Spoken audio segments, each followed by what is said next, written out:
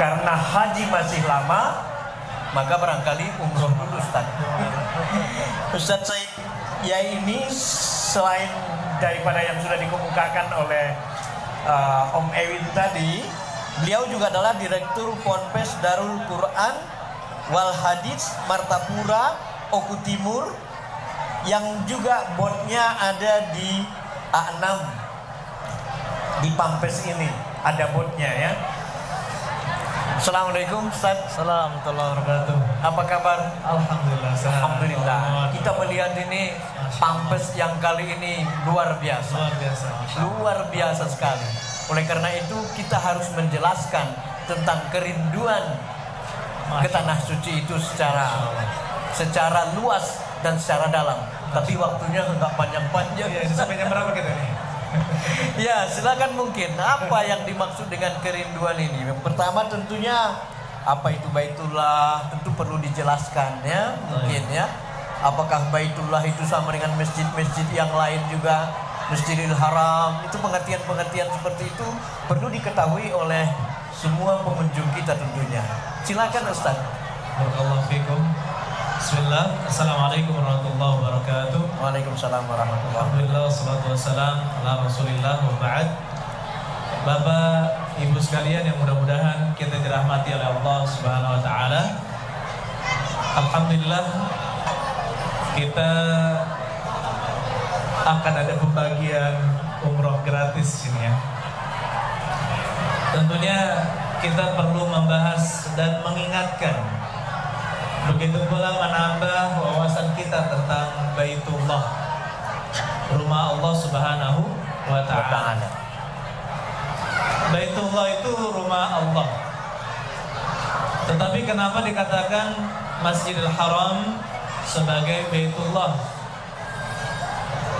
Karena Allah sendiri yang mengatakan di dalam Al-Quran, Inna awwala baitin wudi'a lin-nas lalladzi bi Bakkah mubarakah.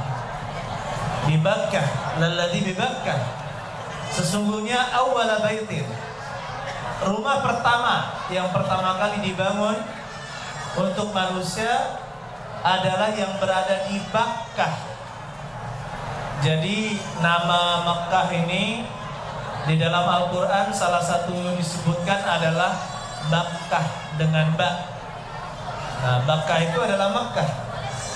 Jadi Masjidil Haram kalau disebut dengan Baitullah, itu adalah Baitullah yang ada Ka'bahnya. Rumah Allah, Masjid Allah yang ada Ka'bahnya. Kemudian apalagi nama lain dari Makkah ya ikhwan, selain disebut tanah haram Makkah. Makkah itu disebut juga dengan Ummul Qura, induk dari segala desa-desa atau negeri-negeri. Maka dikatakan Ummul Qura. Dan juga di dalam Al-Quran disebutkan ila Ma'ad. Ma'ad, tempat kembali di sana, artinya adalah Makkah. Begitu pula disebutkan dengan Al-Wadi, lembah, karena memang Baitullah itu terletak di lembah, jadi pegunungan, nanti rendahannya adalah Ka'bah ya. Maka dulu sebelum ada teknologi canggih, ketika hujan lebat, Masjidil Haram itu banjir. Kenapa? Karena dia berada di titik yang di lembahnya. Baik. Ya mungkin kemudian mengenai Mekah disebut juga kata Allah Subhanahu wa taala, wa hadzal baladil amin, dan demi yang negeri yang amin, yang terjaga ini, yang sangat aman. Oleh karena itu ya ikhwan rahimani wa rahimakumullah, keutamaan kota Mekah itu sangat-sangat besar sekali, dan tentunya ini akan menambah kerinduan kita kepada tanah suci Mekah insyaallah. Ya, karena kalau tidak salah, kalau salat di Masjidil Haram maupun Makkah dan Madinah itu berlipat ganda. Jadi itu bagaimana? Mungkin perlu dijelaskan Apakah, nah ini ada pertanyaan yang disebutkan oleh para ulama. Apakah pelipat gandaan sholat itu yang 100.000 kali itu hanya di Masjidil Haram, masjid yang ada Ka'bahnya, atau di seluruh tanah Mekah? Nah, tanah Mekah yang dimaksud, ayo ikhwan, tanah Mekah Al-Qadimah, yang lama. Jadi Mekah yang lama itu ada batas-batasnya, ada tugu-tugu seperti itu ya. Ada tugu-tugu, batas-batas tanah haram Mekah. Adapun pelebarannya itu tidak masuk, ya, pelebarannya itu tidak masuk, meskipun sekarang namanya juga tetap Mekah. Nah, tapi yang dimaksud di sini adalah yang ada di dalam batas-batas Mekah yang lama. Apakah sholat di setiap titik di sana itu akan dilipat gandakan oleh Allah Subhanahu wa Ta'ala? Pertama, sesuatu yang disepakati oleh para ulama, sholat di tanah haram itu lebih baik daripada sholat di luar tanah haram. Kenapa? Ketika Rasulullah SAW di Hudaybiyah, beliau dihalangi untuk masuk ke Makkah. Di sana Nabi SAW ketika sholat, beliau sholatnya di tanah haram, sedangkan tinggalnya di tanah halal. Kalau tanah halal itu berarti di luar tanah haram. Dan Hudaybiyah itu perbatasan. Dan ketika beliau sholat, beliau memilih untuk sholat di tanah haram. Ini sudah menunjukkan bahwasanya sholat di tanah haram itu lebih utama, meskipun bukan di Masjidil Haram, daripada tanah halal. Ya. Nah, kemudian para ulama berselisih pendapat. Apakah di 100.000 kalikan juga ataukah tidak? Maka di sini mahalul khilaf, terjadi perselisihan di kalangan ulama. Karena Allah Subhanahu wa Ta'ala menyebutkan di dalam surat Al-Isra, Subhanalladzi asra bi'abdihi lailan minal masjidil haram ilal masjidil aqsa. Subhanalladzi, maha suci Allah yang telah memperjalankan di waktu malam, lailan, di waktu malam, minal masjidil haram ilal masjidil aqsa, dari masjid haram ke masjid aqsa. Dan para ulama sejarah sepakat bahwasanya Nabi SAW diisrokan bukan di Masjid Haram, tapi di rumahnya Ummu Hani. Di rumahnya siapa? Ummu Hani. Dan itu di luar Masjidil Haram. Tapi Allah Subhanahu wa Ta'ala mengatakan minal Masjidil Haram ilal Masjidil Aqsa. Nah, ini kalau seandainya pendapat ini adalah pendapat yang kuat, maka ini adalah rahmat Allah kepada kaum muslimin, terutama ketika di jamaah haji dan umroh ya, atau jamaah haji. Itu bapak-bapak sekalian, pemondokan, istilah kalau haji reguler itu ada namanya pemondokan. Dan pemondokan itu jauh-jauh. Ada yang 5 kilo dari Masjidil Haram. Dulu saya pernah di titik terjauhnya ada 12 kilo ya. 12 kilo aku jadi penerjemah di sana dulu.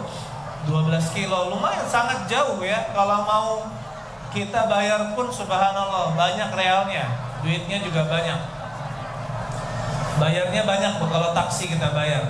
Oleh karena itu kebiasaan jamaah haji, kalau mereka itu biasanya habis makan pagi ya, nanti setelah jam 9 sekitar itu mereka sholat zuhur, asar, maghrib, isya di Masjidil Haram, kemudian baru pulang. Nah, ini untuk yang fisiknya kuat luar biasa ya, yang fisiknya kuat itu luar biasa. Tapi kalau misalkan yang fisiknya lemah, maka ini akan sangat sulit. Begitu pula yang misalkan ongkosnya itu terbatas ya. Tetapi ini menjadi rahmat. Seandainya setiap masjid atau setiap tanah di tanah haram itu dilipat gandakan 100.000 kali, maka adalah rahmat Allah Subhanahu wa Ta'ala kepada kaum muslimin. Akan tetapi para ulama sepakat kalau seandainya ada orang bernazar untuk sholat atau beriktikaf di Masjidil Haram, maka tidak sah kecuali di masjid yang ada Ka'bahnya. Ya, seperti itu perselisihan di kalangan ulama.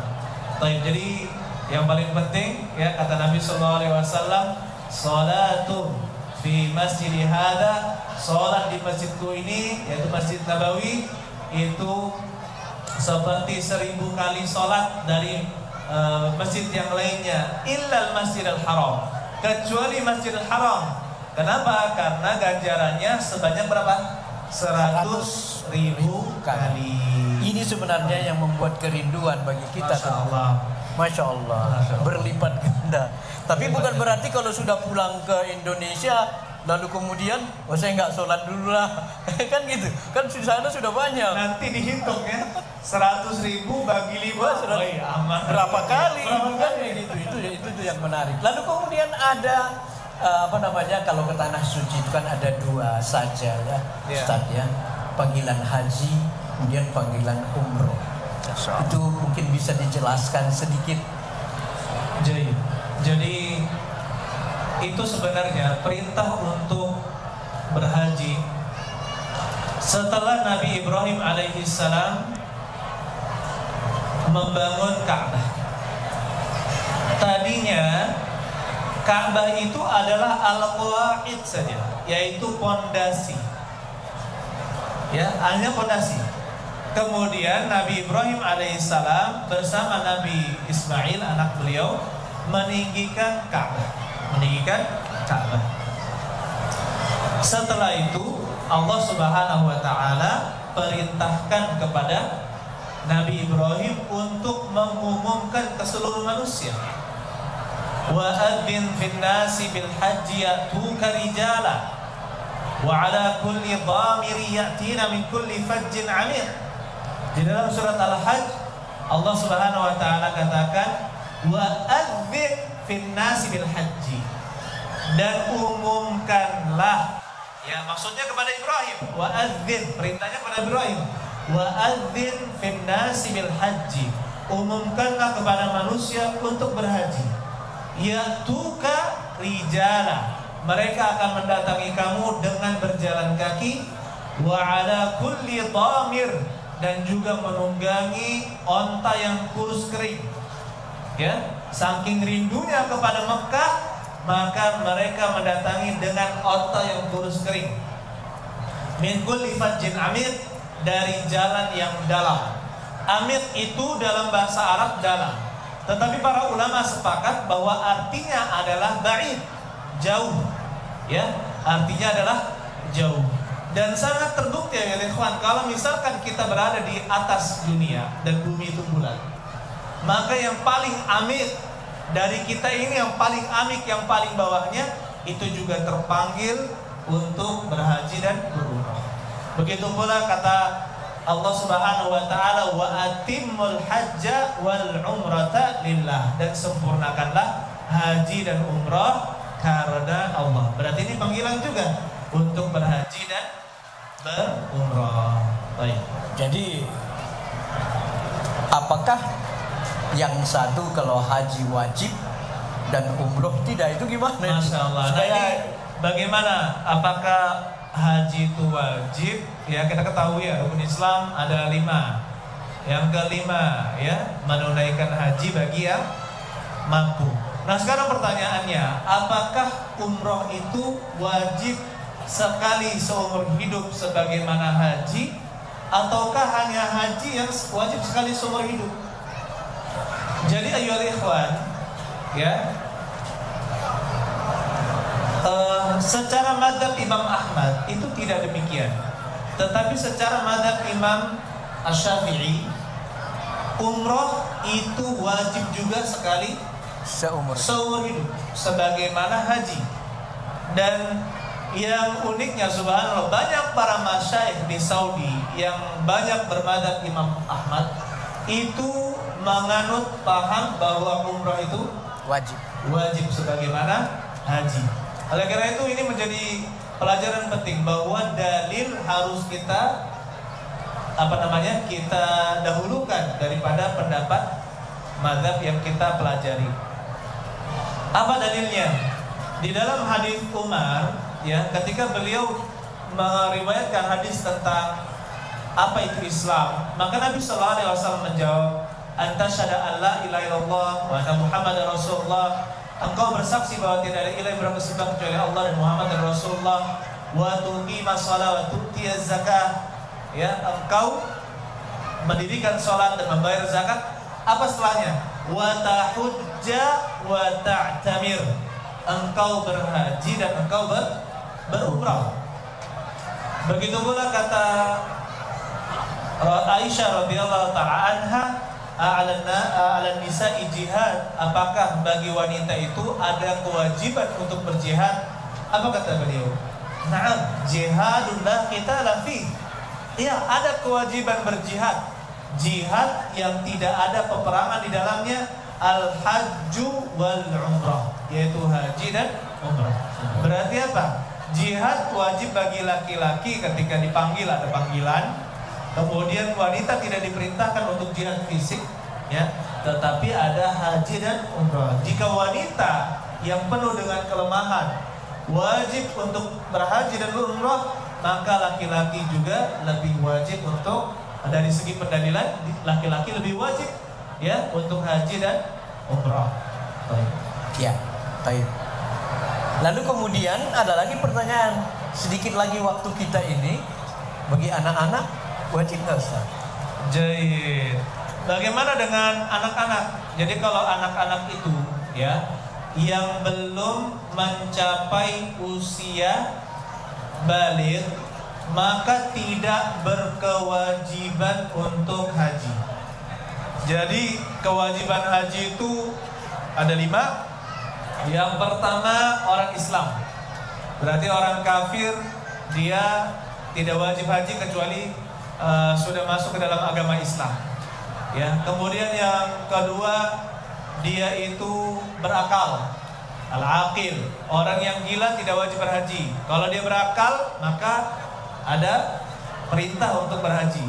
Kemudian yaitu yang ketiga, al-baligh. Dia itu baligh. Jadi anak kecil tidak diwajibkan untuk berhaji. Kemudian yang keempat adalah al-hurriyah. Hurriyah itu merdeka, bukan hamba sahaya, bukan budak. Yang kelima adalah al-istita'ah, memiliki kemampuan. Nah, untuk anak yang sudah, anak kecil yang berhaji, apakah boleh? Jawabannya boleh. Ya,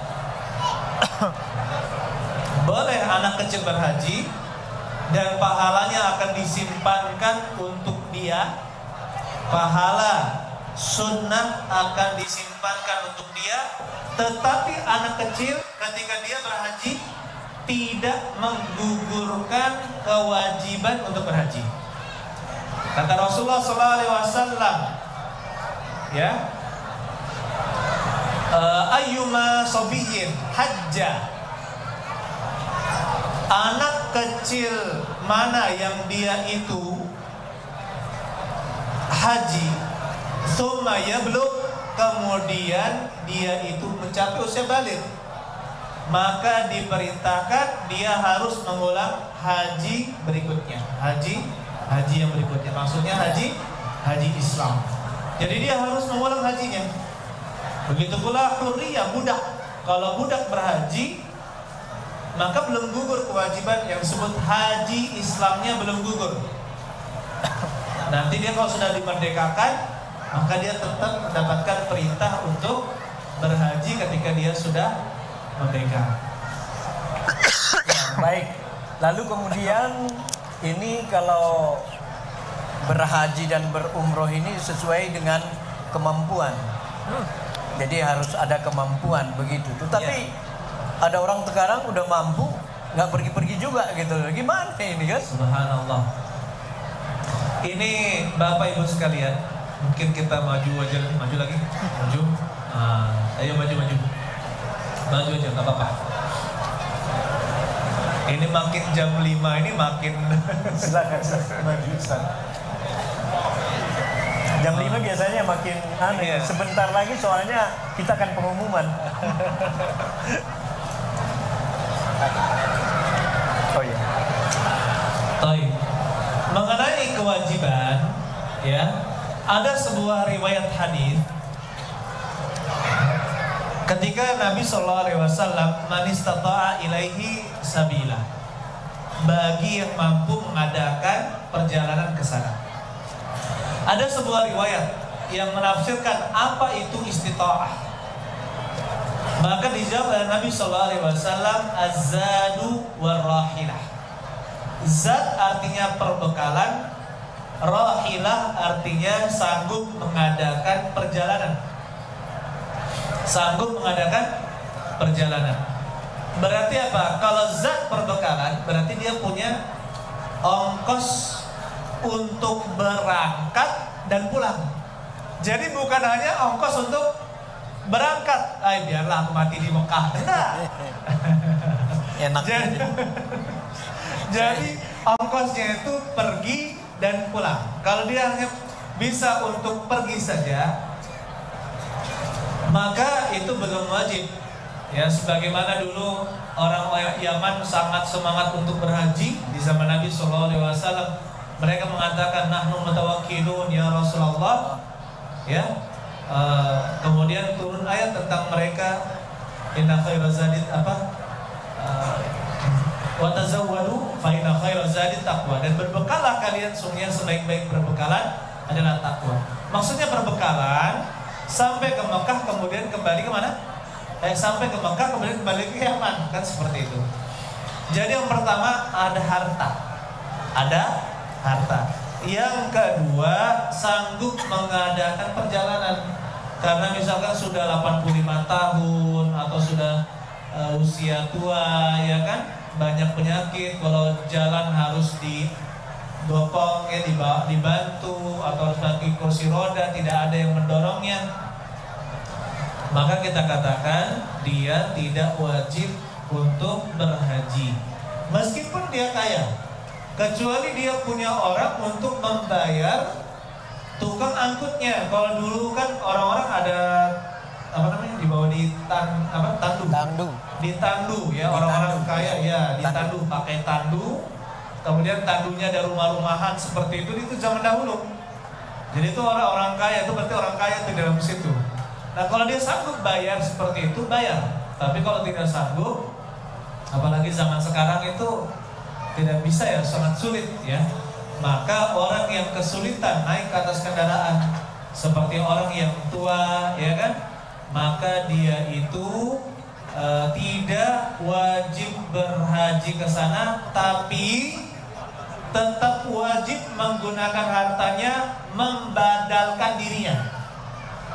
Jadi bayar orang yang akan berhaji entah di Mekah atau di mana, tapi dia badalkan atas nama orang yang sepuh tadi, yang sudah tidak sanggup naik haji. Ya, itu hartanya digunakan untuk itu. Hartanya digunakan untuk membayar badal haji dia. Boleh, tidak harus meninggal. Ya, tidak harus meninggal. Nah, tapi yang menjadi permasalahan, seperti kata Pak Bangun, banyak orang yang sebenarnya punya apa? Punya kesempatan, ya, punya kesempatan, punya harta, tetapi tidak mau berhaji. Ini hati-hati. Ya. Hati-hati sekali ini, karena terdapat ancaman yang sangat berbahaya. Pertama, perintah untuk berhaji itu wajib. Walillahi 'alan nasi hijjul bait man istata'a ilaihi sabila. Dan untuk Allah 'alan nas, wajib bagi manusia untuk berhaji, menujunya, bagi yang mampu mengadakan perjalanan ke sana. Berarti ini perintah wajib. Dan kita ingatkan, kita sudah tahu dalilnya bunyal Islam dibangun dari 5 rukun, ya, rukun Islam. Yang terakhir adalah berhaji ke Baitullah. Berarti kan apa? Kalau ada orang Islam, dia punya kemampuan, berarti Islamnya tidak sempurna. Islamnya tidak sempurna. Berarti apa? Dosa. Iya, dosanya sangat besar. Sampai seperti Yazid bin Al-Aswad mengatakan, seandainya kata Sa'id bin Jubair, "Lau kana li jar lahu sa'ah wa lam yahujja lam usalli alaihi."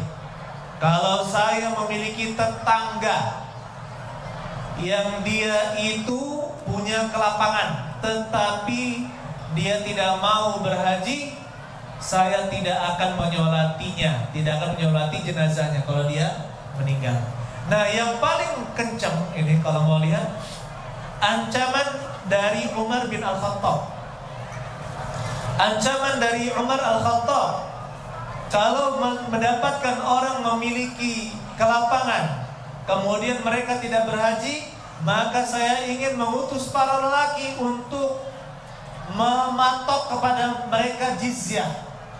Jizyah itu pungutan paksa kepada orang-orang kafir.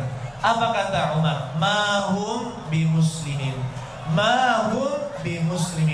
Mereka itu bukan orang-orang Islam. Berarti apa? Itu bukan pengkafiran, tetapi menunjukkan besarnya dosa orang yang mampu untuk berhaji tapi tidak memenuhi panggilan Allah Subhanahu wa ta'ala. Begitu pula ya ikhwan, di dalam riwayat lain ya perkataan Umar, insya'a mata yahudiyan ya fal yamut yahudiyan atau nasraniyan.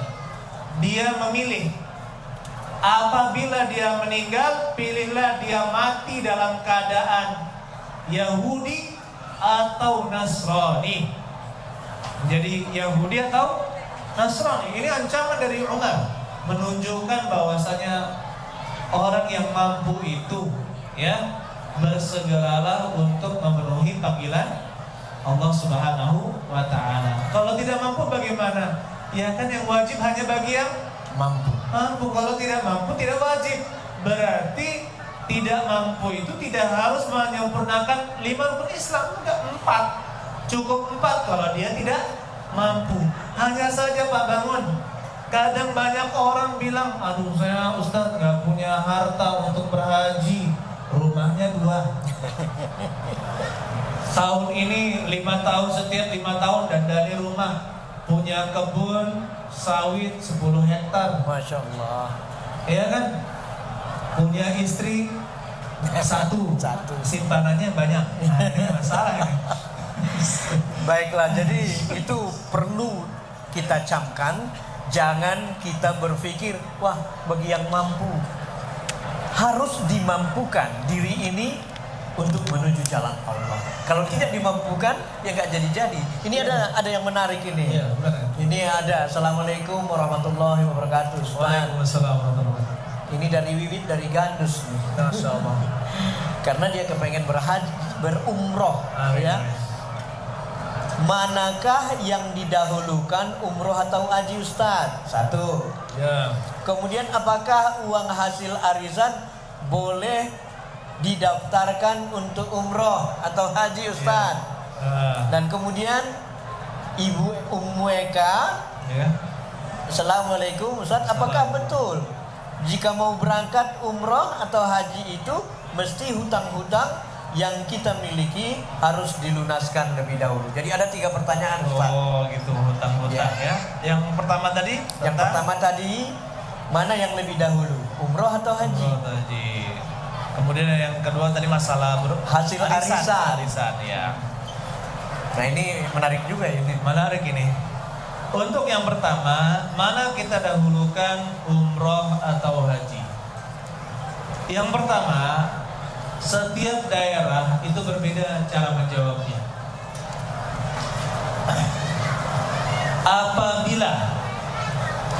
Apabila masa antrian haji reguler itu masih kita perkirakan tubuh kita insya Allah masih bisa kuat ya untuk berangkat haji, rata-rata ya taruhlah 65 ke bawah lah, atau kalau menjadikan patokan 63 lah, 65. Tapi kalau sudah 65 ke atas rata-rata sudah sulit. Nah, apabila antriannya sangat panjang, nanti berangkat daftar sekarang tahun 80 atau 85 baru berangkat, berarti apa? Langsung daftarkan umroh. Langsung daftarkan apa? Umroh. Nanti kejar hajinya, haji plus yang sekitar 5-9 tahun, tergantung keadaannya ya. 8 tahun lah sekarang ini. Dan itu kira-kira DP-nya 80 juta kurang dikit. Pelunasannya nanti setelah sebelum berangkat ya, sekitar Oktober lah ya mungkin. Nah, sebelum berangkat itu pelunasan sekitar 200 juta lah, habis seperti itu. Pelunasannya dilengkapi 200 juta, berarti 120 atau 130. Nanti berbeda-beda, harga travel juga berbeda-beda. Ya, tapi apa? Ini daftarkan DP-nya, pelunasannya nanti. Seperti itu. Itu bisa ditabung. Tapi kalau misalkan daerah yang saya katakan tadi, seperti ada daerah di timur kita ini, daftar sekarang 40 tahun. Masya. Di Sulawesi mana itu ya? Ya. Kalau umurnya 50, dia daftar haji reguler percuma. Ya. 90 itu butuh pendamping. Sudah, nggak usah dia daftarkan haji reguler. Dia kejar haji khusus. Nah, tapi sebelum mengejar haji khusus, dia kejar dulu umroh yang hukumnya apa? Wajib sekali seumur hidup. Seperti itu. Tapi untuk yang muda-muda, ini juga saya ingatkan ya ikhwan. Kalau dulu ya zaman mungkin Pak Bangun ya, zaman-zaman Pak Bangun memikirkan rumah dulu, kemudian sekolah anak gitu ya, zaman-zaman dahulu ya. Masih bisa. Ya, nanti umur 40 tahun baru berhaji, daftar sekarang. Tahun itu juga berangkat ya, tahun sebelum tahun 2004 ya kalau salah. Saya 2004 ada duit 2 bulan lagi berangkat. Nah, 2004 ya? 2004. Nah, 2000 ya itulah akhir ketika ada dana talangan itu. Nah, mulai di 2007 2008 sudah mulai bergeser tuh. Sudah mulai bergeser. Akhirnya apa? Akibatnya sekarang ini orang terbiasa berhutang ya, yang tidak mampu akhirnya mengambil jatah yang mampu. Kemudian arisan. Taib. Bagaimana berhaji dengan hutang? Ya. Berhaji dengan hutang. Yang pertama, hutang itu ya, kalau tidak ada jaminannya maka dia tercela. Hutang kalau tidak ada jaminannya maka tercela. Tapi kalau dia ada jaminannya, contohnya dia nanti akan mendapatkan arisan 30 juta, 40 juta, tapi dia punya rumah harga 400 juta, aman. Gak apa-apa itu dia berhutang. Jadi yang namanya sistem arisan itu adalah tolong-menolong dengan sistem hutang. Ada yang menghutangi, ada yang dihutangi. Bagaimana dengan itu? Ketika dia dapat arisan berarti dia sedang berhutang. Dia sedang berhutang. Maka kalau dia punya jaminan, maka itu aman. Artinya aset dia atau harta dia lebih besar daripada jumlah hutangnya, maka itu aman dan tidak menjadi masalah. Ya, tidak menjadi masalah. Dan ini juga bentuk ta'awun, saling tolong menolong. Ya, apalagi untuk menghindari yang namanya apa? Riba. Menghindari yang namanya riba. Sekarang ini subhanallah, dana talangan lewat bank-bank syariat sudah nggak ada. Tapi subhanallah ada orang berani minjem ke bank, agunan dan sebagainya. Akhirnya apa? Pinjam duit riba, daftarkan haji dan umroh. Subhanallah, itu tidak boleh ya, tidak diperbolehkan. Lalu kemudian yang memiliki utang harus dilunasi dulu. Jadi, bagaimana kalau dia punya banyak hutang? Ya. Kalau dia punya banyak hutang, lunasilah terlebih dahulu hutang tersebut. Nah, hutang itu ada dua kondisi. Ada hutang yang sudah jatuh tempo dan ada hutang yang belum jatuh tempo. Kalau dia belum jatuh tempo, dan kalau kita daftarkan untuk berhaji, insya Allah nanti kita akan bisa bayarkan hutang tersebut. Silahkan daftarkan untuk berhaji. Ada keyakinan, apalagi kita punya aset, ada keyakinan untuk membayarnya, silahkan, tidak apa-apa. Tapi kalau dia sudah jatuh tempo, kalau sudah jatuh tempo wajib mendahulukan pembayaran hutang. Kata Nabi SAW, matlul ghani zulmun, memperlambat pembayaran hutang bagi yang mampu maka adalah kezaliman, berarti berdosa. Orang yang mengundur pembayaran hutang sudah jatuh temponya itu dosa. Maka jangan sampai dia mendaftarkan haji tapi dalam keadaan dia berdosa, tidak boleh. Ya, maka di sini didahulukan dulu, dia hilangkan dosa dari dirinya, laksanakan kewajiban bayar haji, membayar hutang, baru dia fokus untuk membeli kursi haji. Ya. Seperti itu. Baik Ustadz, waktu Baik. kita sudah Masya Allah. hampir habis. Cuma saya minta waktu 2 menit kepada panitia. Mungkin kerinduan ke Baitullah ini adalah sesuatu hal yang harus, kalau kita rindu sama orang kan harus kita datangi orang itu kan, Nah bagaimana untuk saya ini udah beberapa kali umroh masih kepengen juga, malah tambah sering ke sana tambah rindu ke sana itu. Ya mau nangis saya nih. Ya Ustaz. Jadi Allah sendiri mengatakan mathabatan linnas.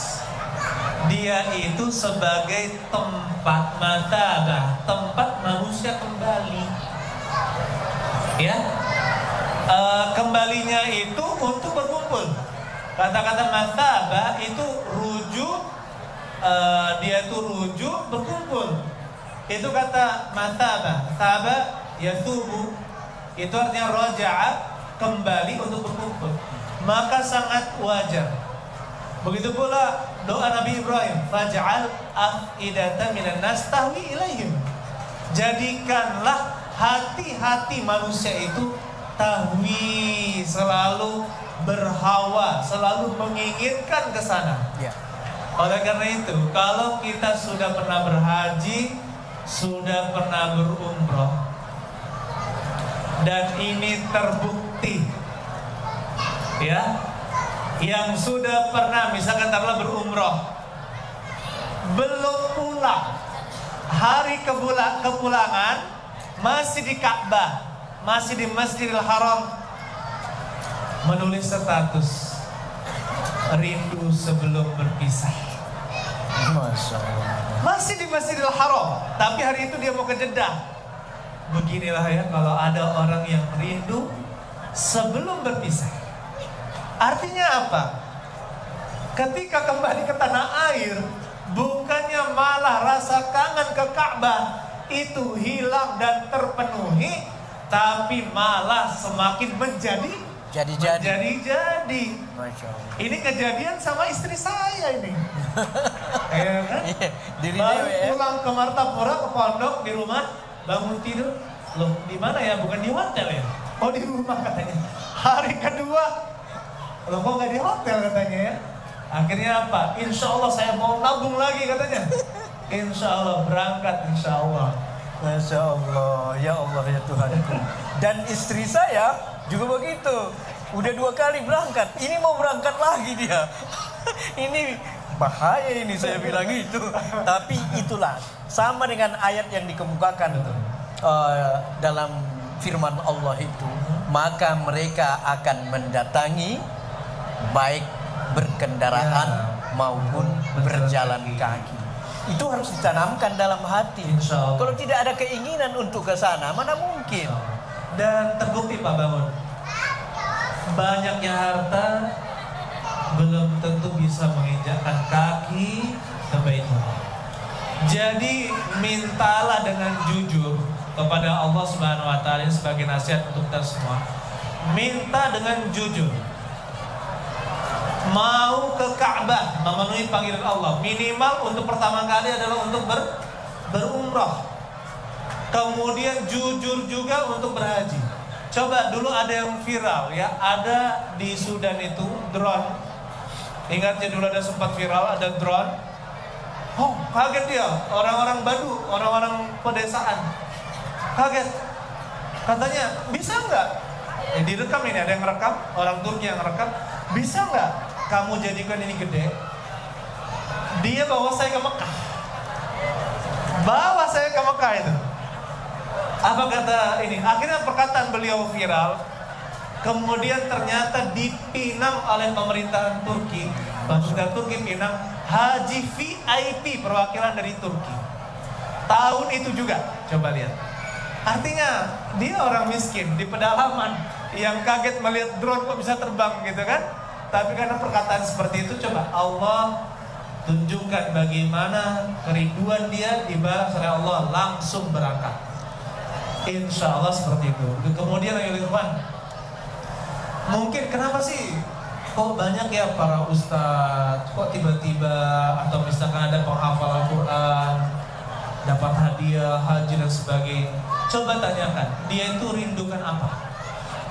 Kalau para ustadz kita Ikhwan, kerinduan pertama ya yang kami ketahui dari para ustadz dan para penuntut ilmu, setelah mendalami detail permasalahan haji dengan perselisihannya. Jadi haji dan umroh itu luar biasa perselisihan khilafnya. Itu sebagaimana fikih pernikahan itu banyak khilafnya. Ya. Bahkan ketika kita baca buku Imam Nawawi kemudian bandingkan ke buku ini Majmu', Masya Allah, luar biasa perselisihan ulama di dalam detail permasalahan haji. Maka pelajari. Kalau Anda menuntut ilmu, pelajari sedetail-detailnya apa yang terjadi setiap waktu, permasalahannya bagaimana, dalilnya bagaimana, hafalkan dalilnya. Insya Allah Allah akan manggil antum. Amin ya Allah. Kemudian yang bukan penuntut ilmu, maka jujurlah minta kepada Allah. Jujur minta kepada Allah. Banyak Allah kalau misalkan menginginkan memanggil hambanya, Allah akan panggil, ya, dan tidak harus dengan kekayaan. Tidak harus dengan kekayaan. Kemudian untuk anak-anak muda, ini ada yang belum menikah di sini? Ya, saya sarankan setelah menikah, prefer nikah dulu dong ya, gitu ya. Setelah menikah, nggak usahlah pikirannya terlalu ini. Kalaupun bangun rumah, bangun yang sederhana dulu lah. Kalau kendaraan yang biasa dulu, nggak harus mobil. Setelah itu apa? Artinya kebutuhan utama penuhi, karena kewajiban. Tapi setelah itu fokus nabung untuk kejar haji reguler, insya Allah. Nanti kalau sudah haji reguler daftar, itu menandakan kejujuran niat kita. Insya Allah sebentar lagi antum akan dipanggil untuk umroh. Amin ya rabbal alamin. Ya? Orang yang daftar untuk haji, Allah segerakan pemanggilan untuk apa? Untuk umroh. Insya Allah seperti itu. Cukup. Ya, waktu kita sudah cukup. Yang pasti ayat itu tadi, firman Allah itu adalah memicu kita untuk berniat. Orang yang tak berniat nggak dapat apa-apa. Niat dulu, baru berdoa. Tiap hari berdoa kan. Ya kan kita ingat Nabi Zakaria ya. Jangan lupa juga, kalau jujur dalam menabung, tabungannya sudah ada belum? Iya. Gitu. Ustaz anak nggak punya uang Ustaz. Coba jujur nggak? Berapa yang antum tabungkan? Walaupun tidak ada uang, masa nggak bisa 1.000, 2.000, 5.000? Jujur, sisihkan celengan khusus. Ya, celengan khusus sisihkan untuk tabungan haji. Saya dulu teringat satu kisah. Ada penjual seperti cilok gitu ya, di sosmed teman saya. Dia heran, Pak, kenapa kok di dompetnya dibagi 3? Satu dimasukkan ke sini, satu dimasukkan ke sini, satu dimasukkan ke sini. Kata beliau, yang ini saya bagi 3 deh, katanya. Yang ini untuk hidup saya, yang ini untuk modal ini lagi, yang ini untuk berhaji. Jadi harus ada tabungan yang harus ya. Tabungan itu sebagai niat kita. Tidak cukup dengan niat tanpa wujud. Jadi tabunglah 100.000 sebulan. Mungkin itu maksudnya. Kita sudah diminta panitia untuk mengakhiri. Tapi yang paling penting hari ini berkumpul kita di sini, Mega Wisata memberikan kepada mereka yang memiliki apa namanya itu? Semuanya insya Allah punya beruntung ya. Mereka yang beruntung, Masya Allah. Nah ini kita buktikan juga Allah memanggil dengan tiba-tiba, insya Allah. Masya Allah. Ya alhamdulillah, terima kasih kepada Mega Wisata memberikan umroh gratis. Dan ini tidak sekali ini aja, berulang kali. Nanti juga ada lagi. Dengar-dengar aja, Mega Wisata masih ada nanti acara, pasti insya Allah ada lagi. Itu kata dirutnya tadi sama saya, Ibu Salwati. Bu Sal, ini kayaknya rame loh. Tadi pagi saya tanya 900 loh, Pak Bang. Ya, tapi yang pergi cuma satu. Nah, ini gimana nih? Diduakan lah ya. Dua. Ya, mungkin itu saja dulu apa yang disampaikan oleh Ustadz Said Yai ya, yang salah seorang mudir juga beliau ini di Ponpes apa Ustadz? Al-Khair. Ponpes Al-Khair Belitang Oku Timur ya. Dan beliau sudah memberikan panjang lebar buat kita tentang perlunya umroh, berhaji, berumroh. Karena kalau berhaji pasti berumroh. Yeah. Nah, kalau kayak gitu gimana kalau 20 tahun lagi? Umroh dulu. Yeah. Tentu bersama teman-teman yang ada di sini. Juga kalau bisa dengan Mega Wisata. Amin. Itu saja mungkin yang kami sampaikan ya. Om Ewin, ini sudah selesai di kami ya. Karena nanti ada lagi acara selanjutnya ya. Jangan pergi, mana tahu antum ini ada satu orang yang dipilih oleh Allah Subhanahu wa taala untuk berangkat umroh di 2005 tentunya. Ya. Subhanakallahumma bihamdika asyhadu an la ilaha illa anta astaghfirullah wa atubu ilaik. Assalamualaikum warahmatullahi wabarakatuh. Waalaikumsalam warahmatullahi wabarakatuh.